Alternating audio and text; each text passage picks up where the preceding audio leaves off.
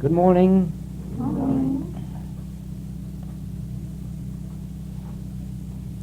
The question has arisen about healing work.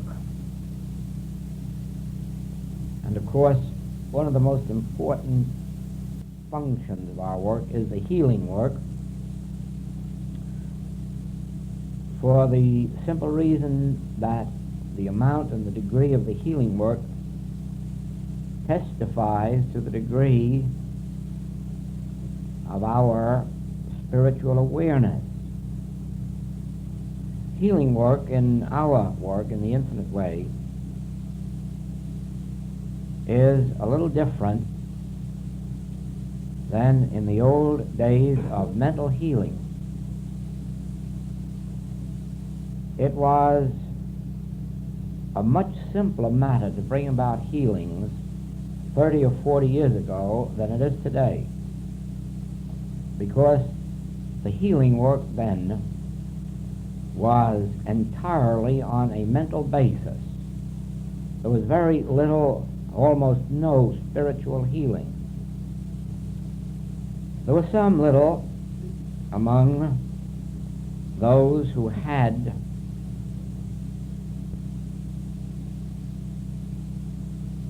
a measure, a degree of spiritual consciousness.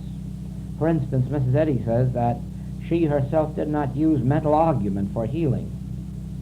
That meant, of course, she was doing spiritual healing. On the other hand, we have manuscripts of hers in her own handwriting in her earliest days showing that her healing then was entirely mental. There was nothing spiritual about it. She knew nothing of God or Christ in those days except an orthodox sense of God. But there are manuscripts, I have copies of some in her own handwriting, in which she says that when she healed, she usually took on the disease of the patient and had to have someone pull her out of it. Now that's purely a mental process of healing. But she went from there to a little better sense of mental healing, I mean for her students, probably for herself, and that was in the days when you treated by you are well and you know it. You are God's perfect child. You are spiritual. Evil cannot come nigh your dwelling place. And the treatment was addressed to you, to the patient. And you just sat there and let that mental pressure pour in on you, and ultimately you believed it. You'll find evidences of that in miscellaneous writings under mental treatment illustrated, in which the practitioner keeps up this line of argument until the patient's mind yields. And then the patient says, I am well and I know it. Of course, that is a healing by suggestion. That is just the power of one mind over another. And Mrs. Eddy warns that in this type of treatment you must be careful. Why? Because from the same mind that can do good, or rather the same mind that can do good, can do evil. And that was her discovery in the days of the first edition. She found that some of her practitioners who were doing healing work with their minds were also doing malpracticing. That is how a great deal of the scandal about Mrs. Eddy and Christian Science came about, not due to any fault of hers, but due to the fact that at that time she didn't know the same mind that could do good could do evil, and she had prepared no protection against it.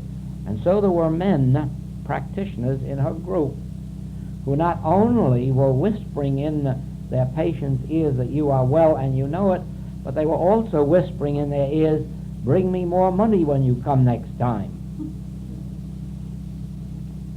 And a few things more serious than that. And in the first edition of Science and Health, she warns against that type of mental practitioner. And she was referring only to her own students because they were the only mental practitioners of those days. And she had to throw out several of her early practitioners because of their mental malpractice. Now, the reason that mental healing was easier in those days than this is for the same reason that in the first year in which penicillin was given, there wasn't as much given in an entire year as later was given to one patient in one shot. In other words, as time has gone on, people have built a resistance to penicillin, and so with each inoculation, it must be stronger. And so it has been with mental treatment.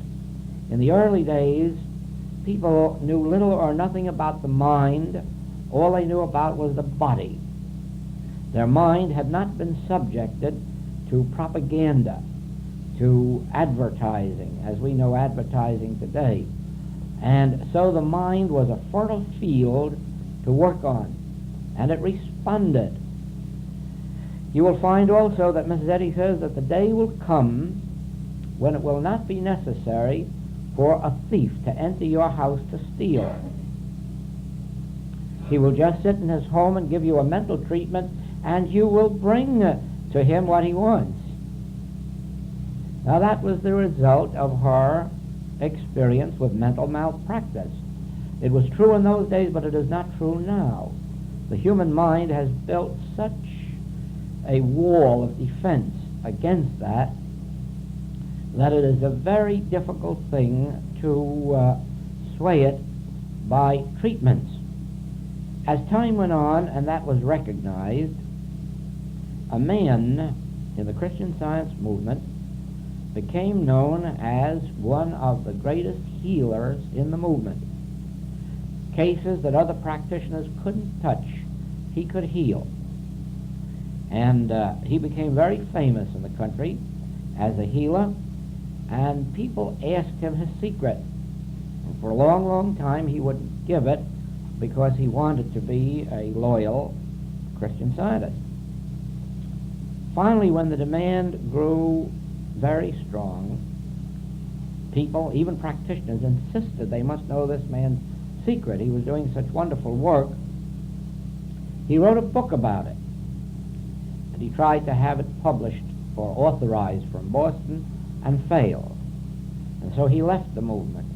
And when he left, thousands of people left with him. Hundreds in a single church left with him. And then began another era of better healing works. It only lasted for a few years.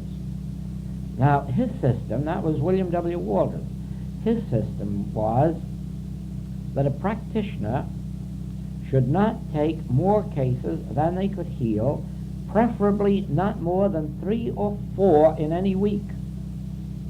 And he said, of course, a practitioner can't afford to live off of a practice on the ordinary Christian Science rate. Therefore, you must only take those cases where the patient can pay you enough to give your full time to it, and then you must give that patient 5 treatments a day if necessary, 8, 10, 15 treatments. So if you only have 3 or 4 or 5 patients, you could really spend your 8 or 10 hours giving each one 3, 4, 5, 6 treatments. And again, it would be until the patient's mind yielded.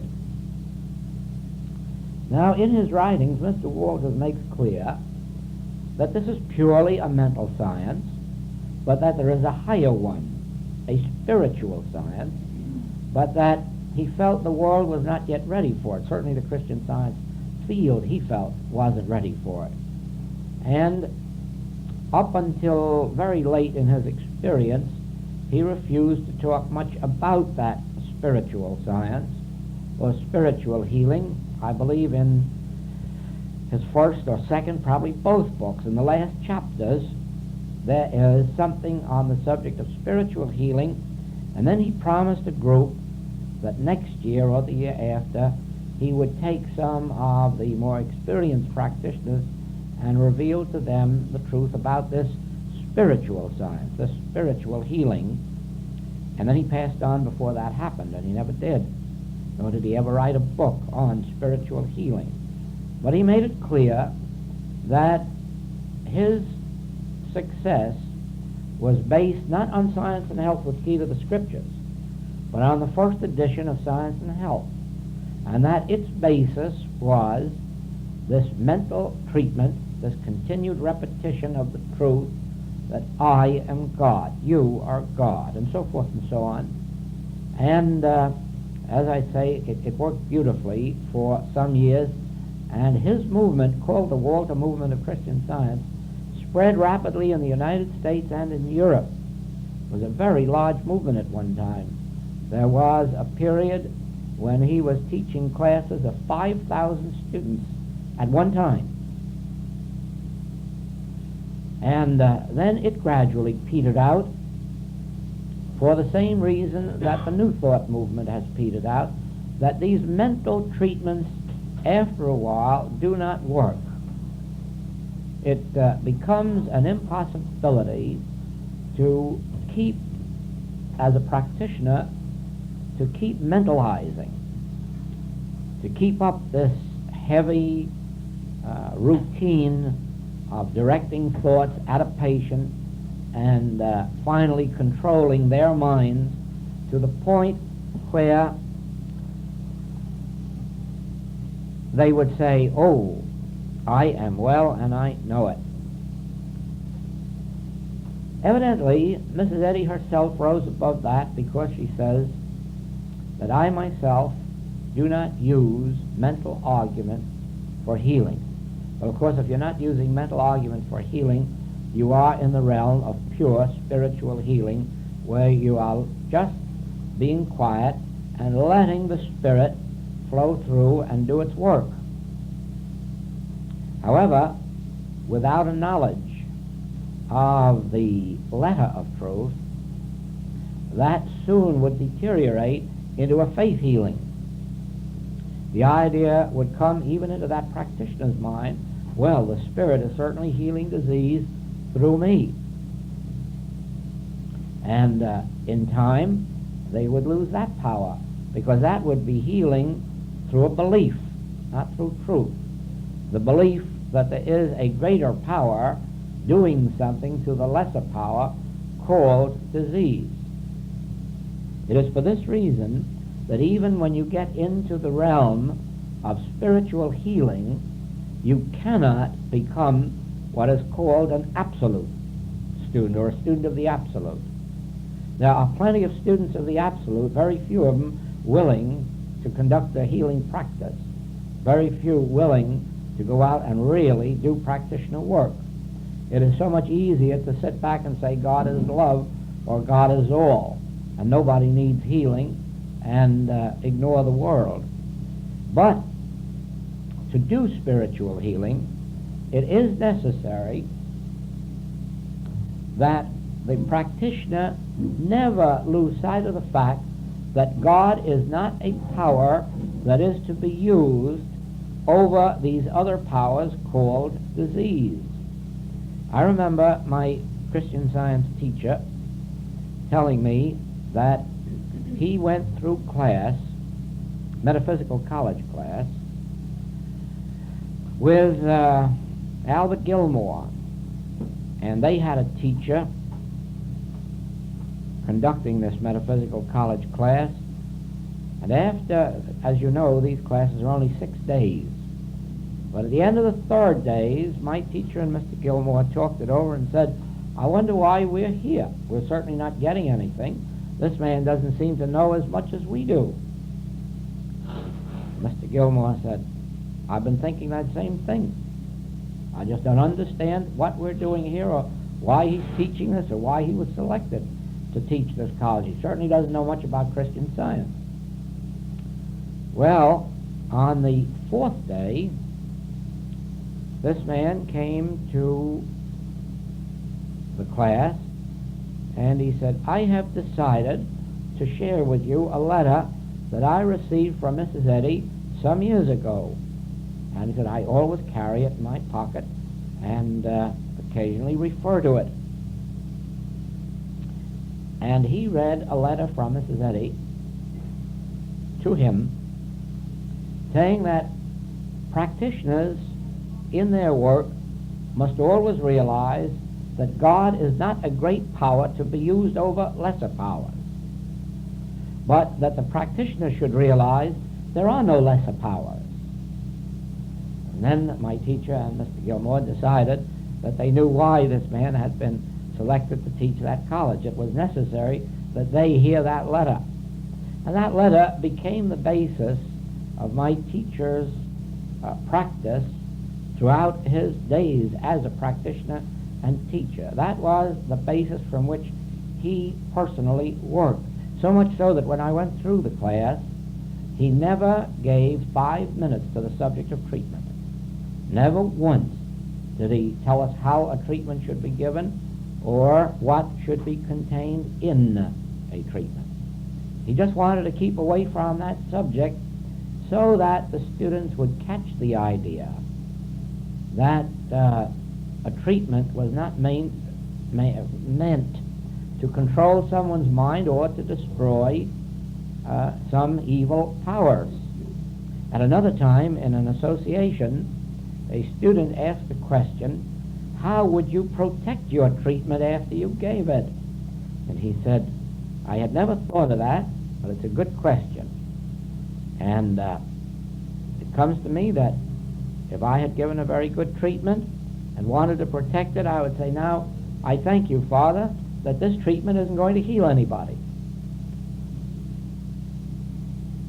But certainly, if that treatment were going to heal anybody, it would have to accept the fact not only of someone to heal, but something to be healed, which again sets up that power apart from God. Now probably you thought that last night I had introduced a new note or a new teaching into the infinite way in saying that God is not power. And that isn't true. You find that in the infinite way, not stated in those words, but the essence of it goes all through. As a matter of fact, all the infinite way is, the book, The Infinite Way, is nothing but the unfoldment of God as infinite being. Understanding God as infinite being, there would be no other being. And so when the infinite way speaks of God as power, and it does, it always speaks of God as infinite power and that there is no other power. Now when you read it in the light of that, God as power is understood in a different way. In other words, instead of the statement God is not power, we could just as well say God is power, only not power as the word power is usually understood. In other words, God is not a power that goes out and does something to other powers. But whatever God is, it is certain that it maintains 2 times 2 is 4. It maintains the integrity of the tides and day following night, the appearance of sun, moon, stars. It certainly maintains the integrity of its universe. I cannot remember at this moment whether it was Socrates, Plato, or Aristotle, but I'm sure that it's one of those three, who made or wrote the statement that you can know God's love by its law. You can know God's love by His law or its law. Now, we could again say God is love, or we could say God is not love. If we say, and I mean without contradiction, because if we say God is love, we would mean not that God is love as human beings understand love, but in some other sense that is far removed from the human sense of love. We could illustrate that this way and bring to the idea of God's love being shown forth in His law. Just in the fact of mathematics and music, you have laws. Now, God does not punish us for the violation of those laws, yet we are punished for their violation, and necessarily so. Why? If you are practicing music or mathematics, there's only one way that you can have any certainty, any surety of what you're doing, and that is that the numbers, their values, the notes and their values forever remain the same without exception. Now, if ever there could be an exception, let us say in mathematics, you might say, oh, it would be so loving if 2 times 2 would only be 5 today. Oh, God, if you could only do that for me today, that might be a human sense of love. But God has no such sense of love. There is no such love in the mind, heart, soul, or activity of God as changing a law even to save your life. You must conform to the law, and in that would be shown forth God's love. In that sense, we could say God is love. You look at the chart of the tides, and you see they have them charted 1,000 years ahead. In that, then, would be God's love, in that you can know, the navigator can know, the fisherman can know 1,000 years ahead. Not that he needs it for 1,000 years ahead, but for as long as he needs it, he knows the tides, the hours, the depths.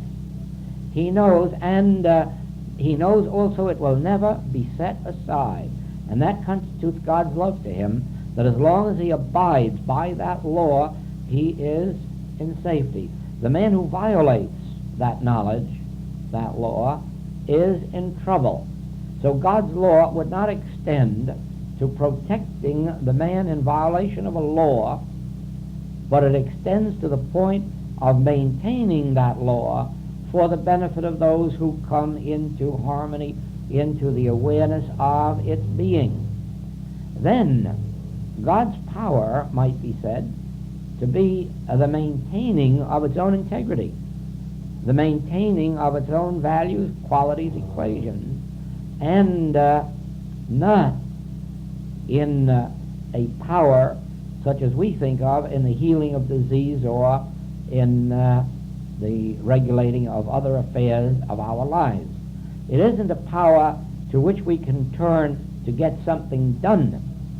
It is a power maintaining the integrity of the universe to which we can conform.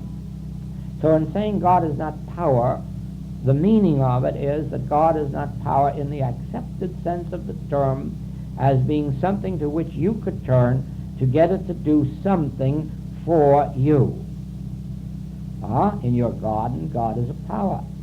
But try to get God to make an exception in your garden, and then you would see that in that sense, God is not power. Now in the same sense, people are ill, and they're good people very often, and they're in tremendous pain, and you look to God. God, why is this happening? How can this happen? Can't you do something about it? All the time really expecting God to step out of character, to do something special in a certain case where actually there has been a violation of the law and God itself cannot step in to intervene. It becomes necessary that ye shall know the truth, and the truth shall make you free. Not that there is a truth circulating around in consciousness that can come to you to dispel your troubles while you are in violation of the law. But you say, supposing we don't know that law. That's sad. That is our task on this path, to learn what that law is and how to come into conformity with it, how to live in accord with it. We have signposts on the way. There are reasons why in our work we have some wonderful, wonderful successes in healing work and why we have some very horrible failures. I haven't yet met the practitioner of any degree of integrity who hasn't had wonderful success in healing work, nor have I met one, regardless of their integrity, who hasn't had some miserable failures. And the answer always is the same. Why is that true? Why does what I know work so beautifully in one case and the same disease or the same condition in another, it doesn't work? Well, we have certain guides to our living.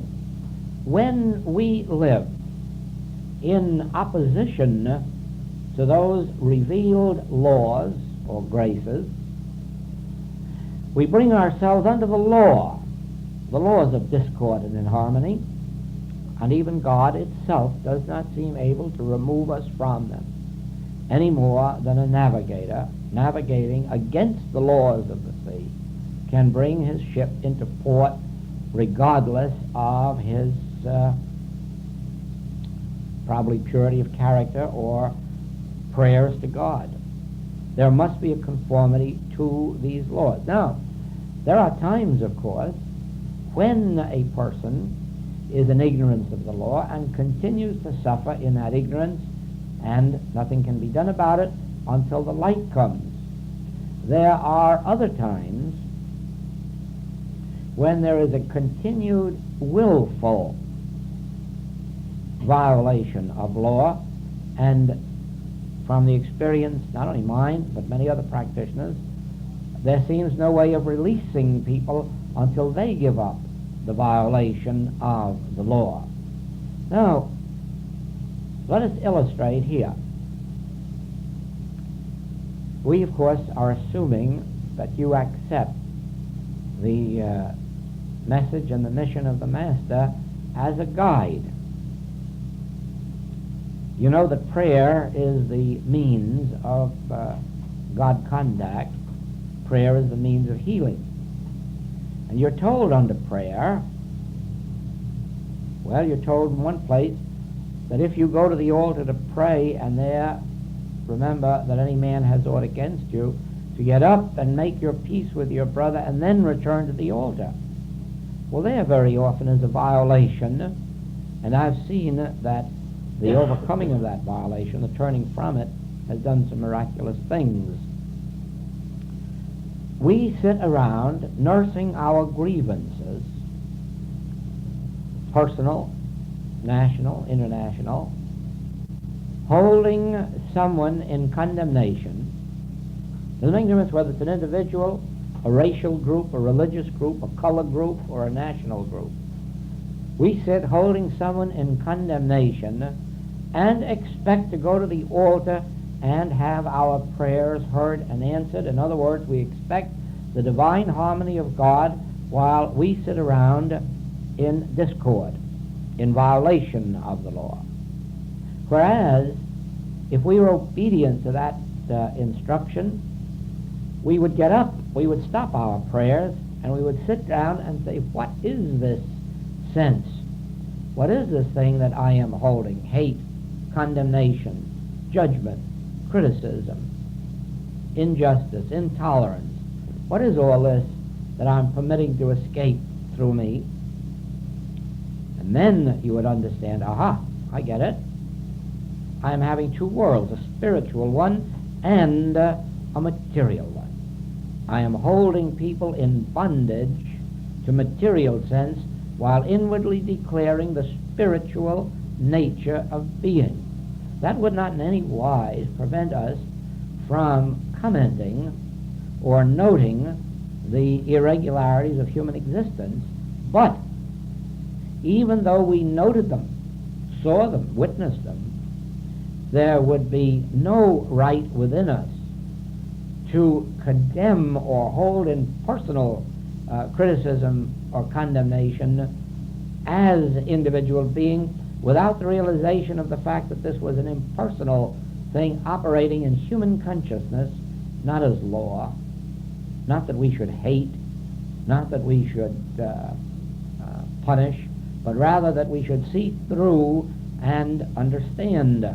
In the same wise, someone personally injuring us, there would be no need, and the law wouldn't call for us to be personally on terms of intimacy or friendship or household visiting with them. It would merely mean a lack within us of personal condemnation. In other words, the opposite sense of Father, forgive them, they know not what they do. I can imagine the Master saying that of Judas and of Peter, but I can't imagine him sitting down the next day and spending a day at meals or games or instruction with Judas or Peter, not until they had learned their lesson and brought themselves back into the fold through an adherence to the spiritual law of love. In the same wise, we have, and you will note this very, very frequently in your work, we have a spiritual law. To him that hath shall be given. From him that hath not shall be taken even the little that he hath. Now you who have practiced, think back on some of your patients who have come to the office, or those who have written you, and whose entire period with you is taken up with a rehearsal of their human lacks, limitations, and have-nots, and how very few minutes they permit you to sit with them and give them or draw forth from them the truth of being.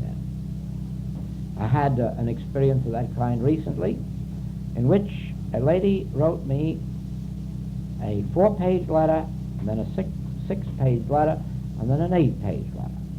And every single one of those was filled from top to bottom with human error, and always an apology at the bottom for taking up so much of a busy man's time.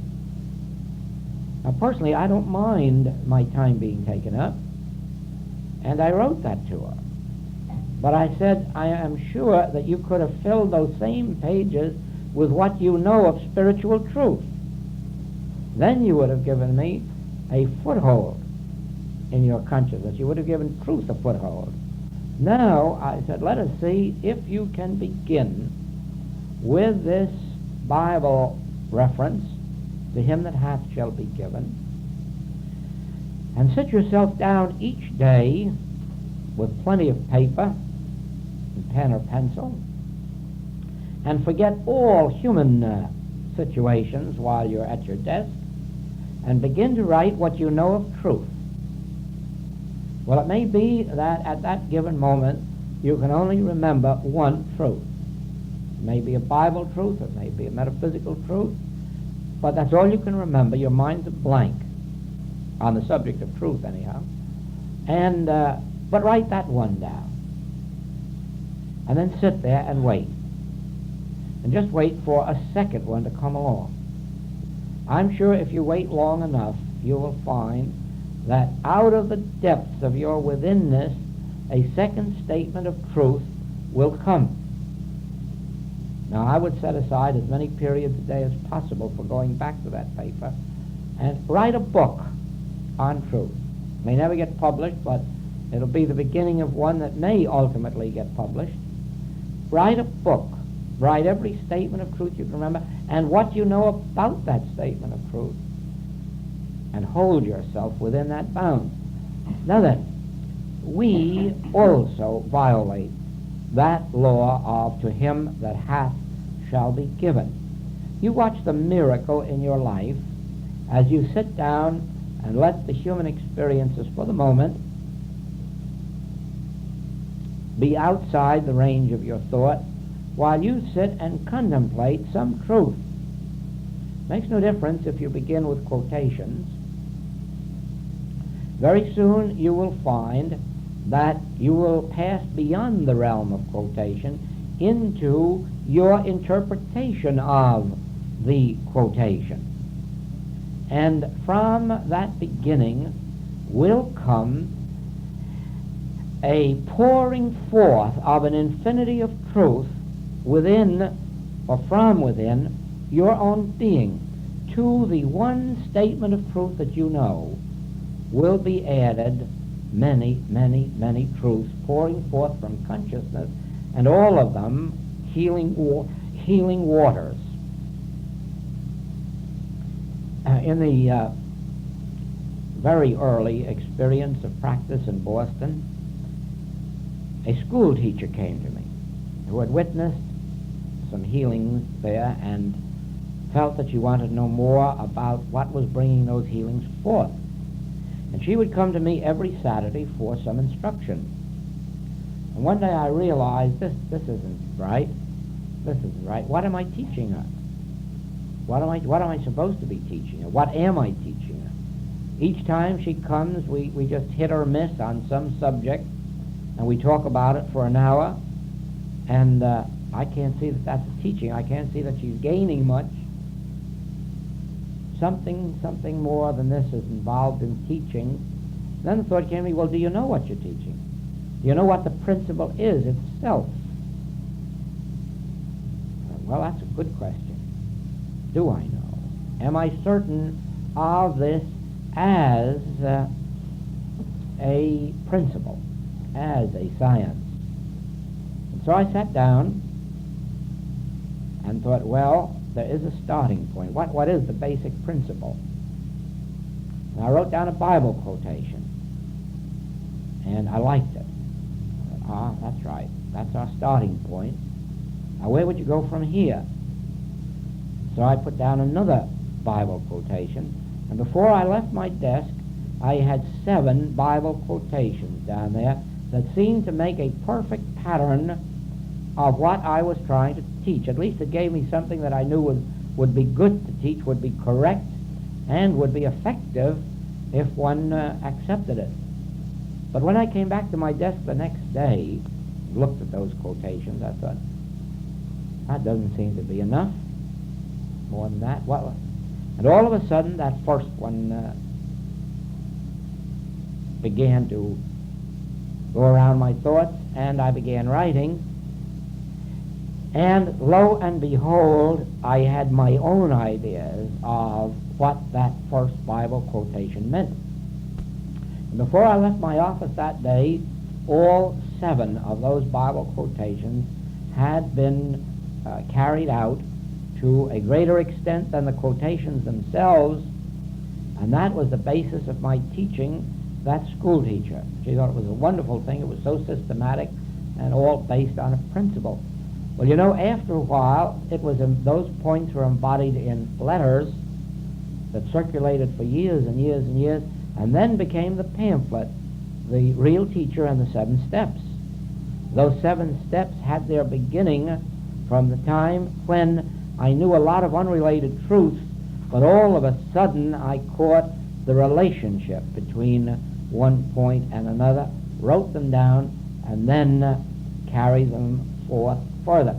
And even to this day, without any advertising, without any recommendations, that pamphlet outsells all of the other small pamphlets. I don't understand it, but evidently those points and the way they're covered gives something to a student. Now, those who have had practice with patients in other cities or states also must realize that every time you write a letter of truth to a patient, you are not only giving them something in the way of a principle, but you are clarifying it for yourself. And very often that's more important than what happens to the patient. Just as the 7 steps have been more important to me and thousands of patients than they ever could have been to the one who brought them forth originally. Now, watch this. Every time that you take some statement of truth that you know and sit down and write a few hundred words about that, you know more about the statement than when you began. Therefore, it is clear that you are opening your consciousness to a deeper unfoldment and a deeper consciousness of truth by that very fact. Now, that is the need for each one of us. Incidentally, I can look back now. I didn't know it then looking forward. But I can look back now and see that the infinite way could not have evolved in any other way. It began with letter writing, and it kept on with those 7 points. And then it continued by more letter writing. Then those who have copies, there are a few copies left in circulation, of the original letters. Compare those with the letters as they are today in the book, The Letters, and you will see that they have had quite a transformation. As a matter of fact, I'll tell you the truth, they have had 6 or 7 revisions. They are no more, that book, The Letters, is no more like the original letters that were sent out than our little baby walking is like our present walking. Oh, no, no. When I sent those letters out, originally, they represented my highest concept of understanding, of truth. But as I continued writing, I could look back and see where I'd made mistakes, where I was off, and they were rewritten. And that is why, for years and years, patients would write to me, "Why don't you publish these letters?" No, very honestly, it was 19 years after they were begun before they were published. And oh, how happy I am that I was prevented in 1941 from publishing them. When I look at them now and see how different they are in 1950 from what they were even in 1941. Our understanding is never at the standpoint of absolute wisdom. None of us. We may make statements of absolute truth, but none of us have attained the consciousness of absolute understanding, and it's for this reason that even when we make these absolute statements, that we do not understand them in the absolute. We understand them relatively, like saying God is power, and then expecting power, the God, to be some kind of a power to something for us, as if that power were at our command, as if that power were available to us to use. Do you see one of the mistakes we make? Thinking that God is a power available for us to use. The idea itself is horrible, but think how many years of saying God is power and of believing that God is power until we come to the realization, oh yes, but God isn't that kind of a power. God is the power maintaining its universe, but God is not the kind of a power that we can use. God is not the kind of power. And so, if you just write enough, if you just write out your thoughts enough, you clarify them. Writing out thoughts and clarifying them makes for a greater degree of understanding than even sitting in contemplation with them. I will agree that there may be certain men with such powers of mind that they can just take an idea into their mind and sit and ponder it, cogitate, think about it, and finally come to its ultimate wisdom. But there are not many such. To most of us, it would be far greater wisdom to take our statement of truth, to take our whatever it may be that we have in mind, and to sit down and write it out and let it unfold from within our own being, agreeing that the little truth that I have will be added to in proportion to my understanding of it, my use of it, my working with it, my pondering it. Now, this same idea is true in a meditation or in a treatment. There isn't anybody in this room that isn't capable of any treatment that ever could be demanded of them. It wouldn't make any difference what the claim may be. You can sit down and take the first truth that comes to your thought. Instead of acknowledging a lack, instead of acknowledging a lack of experience or a lack of understanding or a lack of knowledge,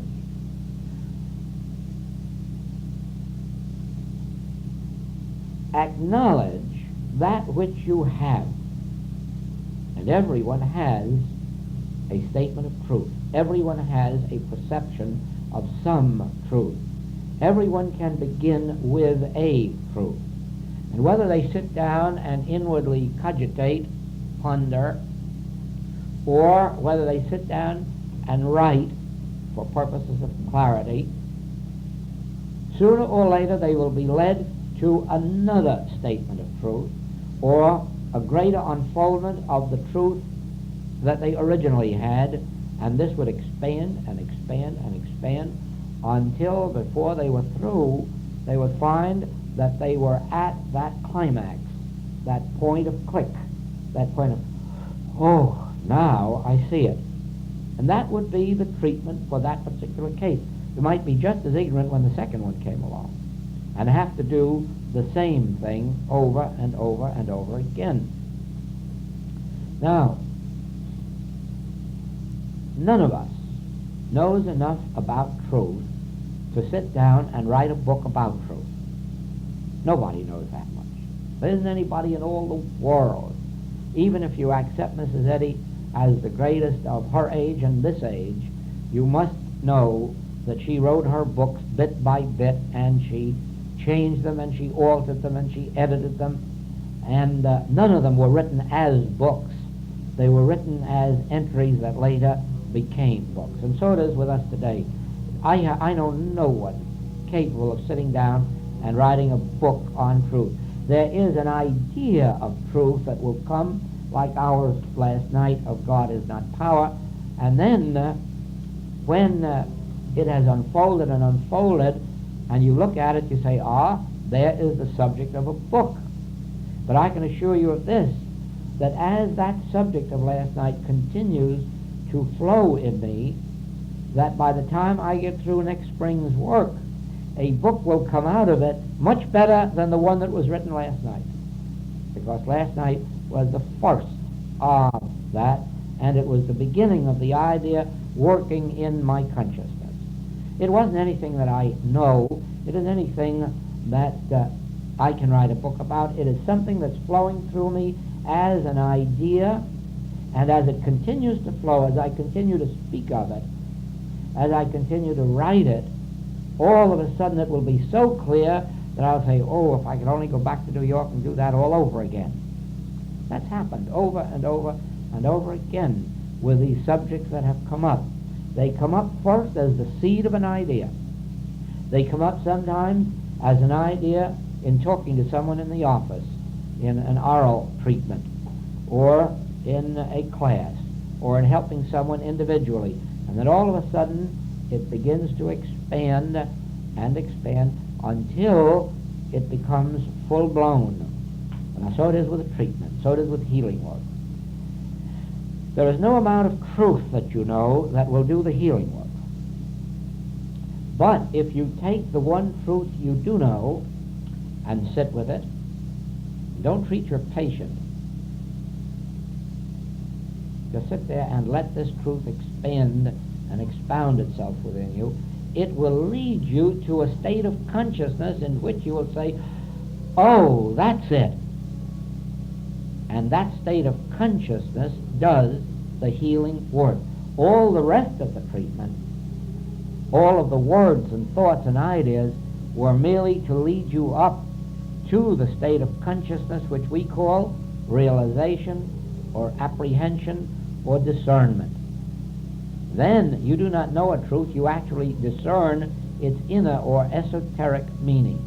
The letter killeth, you know, if you depend on the letter alone. But the letter is a wonderful thing if you use it toward the evolving of the state of consciousness that we call the click, the realization. Now, inasmuch as it is an utter impossibility to blossom out as a good practitioner all at once,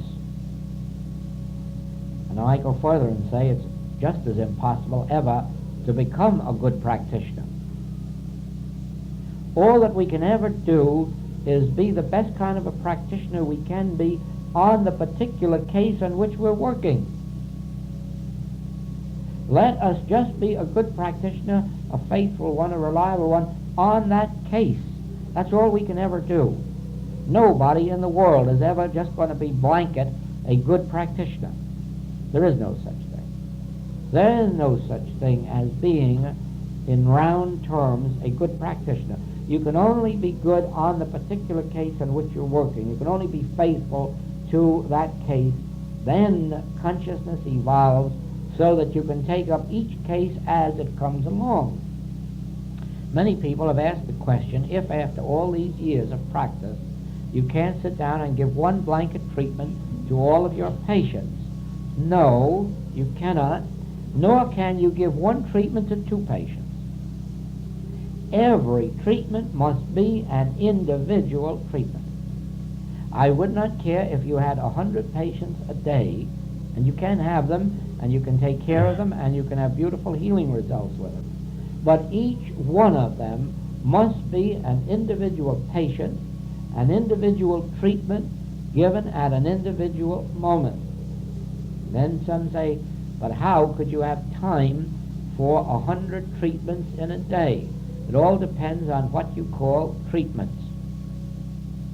A treatment does not necessarily have to occupy time. A treatment does not necessarily have to take a minute or 30 minutes. Some do, and some a great deal more than that. But as the years go on, you find that time becomes less and less an element of treatment. Then what constitutes treatment?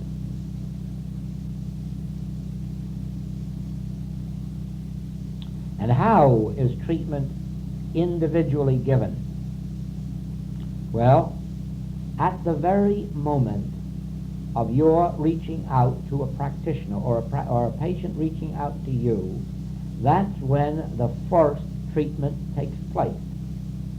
The very moment a patient says, I'm going to telephone my practitioner, that's when the first treatment has been given, because the practitioner is already living in the consciousness of oneness with God. The practitioner is already in the state of consciousness that realizes my human knowledge or wisdom isn't going to help anybody, but the state of my spiritual consciousness is the Christ or healer. So that the first, let us say, contact between practitioner and patient takes place when the patient says, I'm going to telephone or write my practitioner. The second one takes place when the practitioner becomes aware of the call, and that may come in many ways. You may be, the practitioner may be sitting in their home, they may be at meal, they may be walking, when all of a sudden something will touch them, and they say, recognize, yes, someone's reaching out for help. And in that very second, they will realize God being, God identity, and the person will be healed. In that connection, again, it seems strange. My teacher must be somewhere close by today, because he keeps coming to me as an example. He tells us the story of walking along the street one day when all of a sudden the sense of death came to him.